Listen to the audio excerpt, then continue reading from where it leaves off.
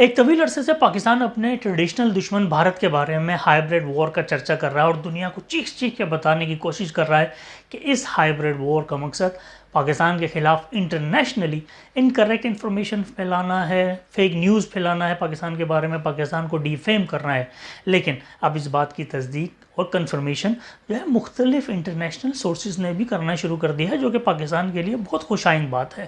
یورپی یونین ڈس info lab نے حال ہی میں این جی اوز اور مس لیڈنگ نیوز کا ایک نیٹ ورک ڈسکور کیا ہے، جس کا تعلق ڈائریکٹ بھارت سے جا کے ملتا ہے، جو کہ ایک لمبے عرصے سے پاکستان کے خلاف پروپیگنڈا پھیلا رہا ہے۔ اس انویسٹیگیشن رپورٹ کے بارے میں آپ آلریڈی بہت کچھ جان چکے ہوگے سوشل میڈیا کے ذریعے، تو آج کے ویڈیو میں کچھ چونکا دینے والی فائنڈنگز پر بات کریں گے۔ یہ سب کیسے بے نقاب ہوا اور پاکستان کے پاس کیا آپشن ہیں کہ بھارت کو انٹرنیشنلی مزید ایکسپوز کیا جائے، اور بھارت کو ایف اے ٹی ایف میں ایک بلیک لسٹ کرنے کا چانس ہے جو ہمارے پاس، اس کے لیے کیمپین چلانی چاہیے یا نہیں۔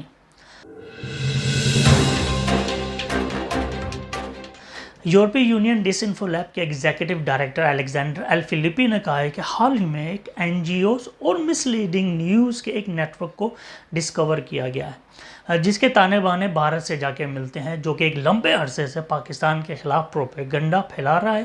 اور ڈسکورڈ ہونے والا نیٹ ورک کوئی چھوٹا موٹا نہیں ہے، میسو ہے، ویری بگ نیٹ ورک۔ تو میں آپ کو بتاتا ہوں یہ ڈس انفو لیب ہے کیا۔ ڈس انفو لیب ایک یورپین این جی او ہے جس کا مقصد یورپین یونین اور اس کے پارلیمنٹ اور اس کے پولیٹکس کے خلاف جو فیک انفارمیشن ہے یا ڈس انفارمیشن ہے اس پر چیک رکھنا ہوتا ہے۔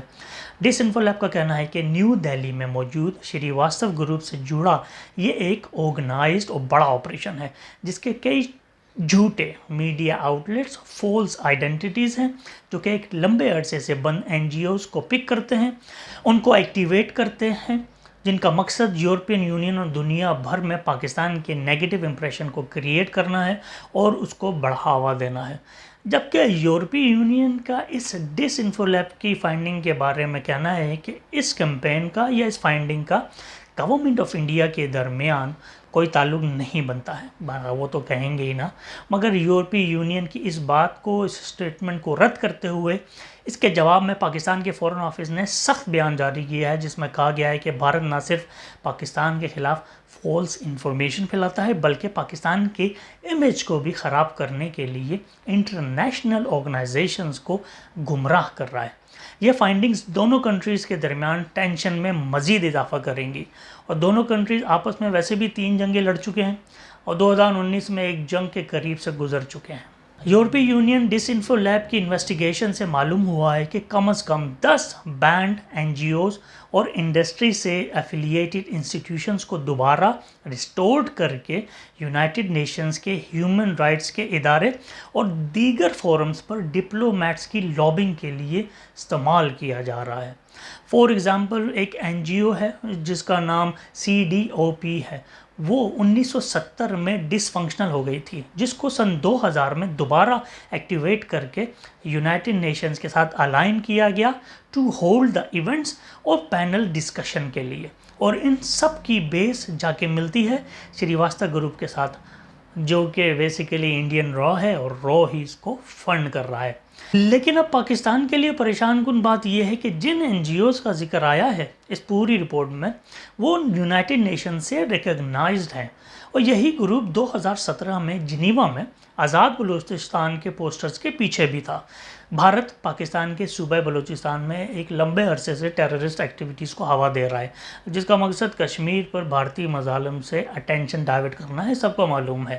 اور ایک اور این جی او ہے جس کا نام international club for peace research ہے، واہ کیا نام ہے، جس کا زیادہ تر کام افریقہ میں ہے۔ اس کو 2009 میں دوبارہ ایکٹیویٹ کیا گیا، اور یہ United nation high commissioner for refugees کی میٹنگز کے موقع پر دوبارہ سامنے آئی اور پاکستان کو بلا وجہ نشانہ بنانا شروع کر دیا۔ یہ وہ سو کالڈ این جی او تھی جس نے 2012 میں ایک پریس ریلیز بھی جاری کی تھی، ڈی این اے نے آگے پھیلایا تھا۔ اس پریس ریلیز کا ٹائٹل تھا بنگلہ دیش میں پاکستانی فوج کے مظالم۔ اس رپورٹ کے مطابق ان این جی اوز میں سے زیادہ تر کا کام پاکستان میں مائنورٹیز، بلوچستان، کشمیر اور گلگت بلتستان پر ہوتا ہے، لیکن بہت ساری این جی اوز کا اصل مشن کوئی اور ہوتا ہے، جیسے کہ پاکستانی فوج کو اور اس کے آفیسرز کو نشانہ بنانا، یا ساؤتھ سندھ میں پاکستان کے بہاؤ کے مخالف ڈیم بنانے پر بڑھ چڑھ کر اپوزیشن کرنا۔ حالانکہ یہ پاکستان کے انٹرنل میٹرز ہیں، لیکن ورلڈ سندھی کانگریس کو 2018 میں United nation high commissioner for refugees میں اسپیشلی بلوا کر ڈیمز کے خلاف بات چیت کروائی گئی تھی۔ اس رپورٹ میں کہا گیا ہے کہ یونائٹڈ نیشن نے ایسے گروپس کو ریپرزنٹیشن دی ہوئی ہے جو کہ بھارتی ہاتھوں میں کھیل رہے ہیں، اور بھارت ان کو پاکستان کے خلاف ایک ہتھیار کے طور پر استعمال کر رہا ہے۔ مثال کے طور پر CIPC، جس کا مین پرپس گوشت کی انڈسٹری یعنی کہ میٹ انڈسٹری کو آگے بڑھانا تھا، لیکن 2007 میں اس نے اپنا کام روک دیا، مگر بعد میں اس کو دوبارہ ایکٹیویٹ کر کے بھارتی نیٹ ورک کا حصہ بنا دیا گیا۔ ڈس انفو لیب کے مطابق جو ایکچوئل ریئل این جی او ہے کینڈ فوڈ، اس کا جو ریئل پرپس ہے اس کو مکمل طور پہ تبدیل کر کے اسے پاکستان کے خلاف ایک ہتھیار بنا دیا گیا، جس کا مقصد ہیومن رائٹس کونسل میں پاکستان کو مزید ویک کرنا ہے۔ اب انڈین میڈیا کا کیا تعلق بنتا ہے؟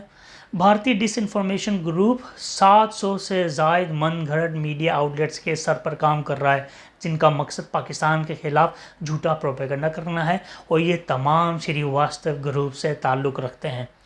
فیک نیوز کی sites EV chronicles, Japan Times Today اور ایریزونا ہیرالڈ مسلسل پاکستان کے خلاف کہانیاں شائع کرنے میں آگے ہیں۔ ڈس انفو لیب نے یہ بھی کہا ہے کہ بھارتی نیوز ایجنسی ANI، جو کہ رائٹرز کی ایک پارٹنر آرگنائزیشن ہے، ریپیوٹیبل ہے، ان آؤٹلیٹس کی جانب سے پبلشڈ خبروں کو بڑا کر کے دکھانے میں مدد دیتی ہے، اور ایک مرتبہ ANI کی طرف سے پبلشڈ ہو جائے کوئی بھی خبر تو بہت سارے ٹرسٹ ورتھی میڈیا گروپس ان کہانیوں کو اٹھا لیتے ہیں اور اس کے اوپر ڈسکشن کرتے ہیں۔ For example Times of India اور اکانومک ٹائمز وغیرہ ٹائپ۔ یہ جاننے کی کوشش کرتے ہیں کہ یہ پروپیگنڈا کتنا افیکٹولی چلایا جاتا تھا، تو اس کی ایک ایگزامپل 2017 میں حسین اکھانی کے ایک انٹرویو کو ایک جھوٹے میڈیا آؤٹلیٹ نے پبلش کیا۔ اس میڈیا آؤٹلیٹ کا نام تھا ٹائمز آف جنیوا، جو کہ اب بند ہو گیا ہے۔ اس آرٹیکل کا ٹائٹل تھا پاکستان کو تنہا کرنے کے لیے سوئٹزرلینڈ میں بلوچ، جس کے پوسٹرز کو ANI نے اٹھایا اور اپنے ویریفائرز کی طرف بڑھا دیا، اور بالآخر ایسے ہی ایک سو کالڈ جھوٹے میگزین آؤٹ لک انڈیا اور بزنس اسٹینڈرڈز نے اس کو پبلش کیا۔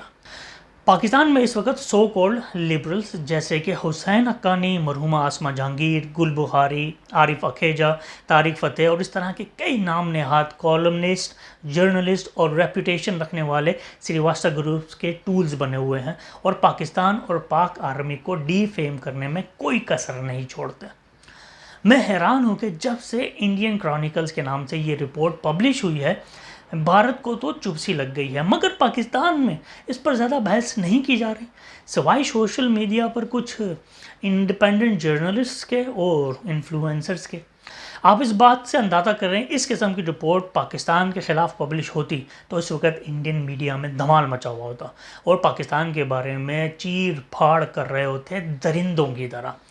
پاکستان کے پاس یہ بہترین موقع ہے جو ڈوسیئرز پاک آرمی اور ISI نے ریلیز کیا تھا، اور اس طرح کی جتنی بھی رپورٹس اینڈ انویسٹیگیشن سامنے آ رہی ہیں ان کا ایک پلندہ بنائیے، FATF میں لے جایا جائے، کیونکہ جس طرح